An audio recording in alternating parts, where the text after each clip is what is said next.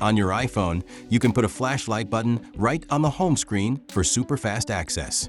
In the next 60 seconds, I'll walk you through it step by step. First, unlock your iPhone and go to the home screen. Now, tap the Settings app.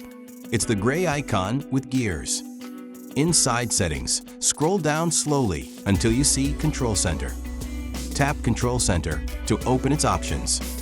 Here, we'll make sure the flashlight control is available so we can turn it into a home screen shortcut.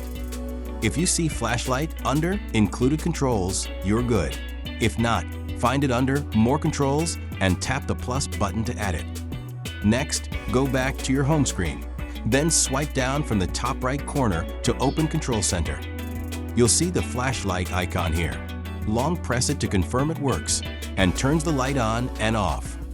Now we'll add a home screen shortcut. Long press any empty area on your home screen until the icons start to jiggle. Tap the plus button in the top left, search for shortcuts. Then add the Shortcuts widget that launches your flashlight shortcut or automation. That's it. Your flashlight is now just one tap away from the home screen. Test it a few times so it becomes second nature.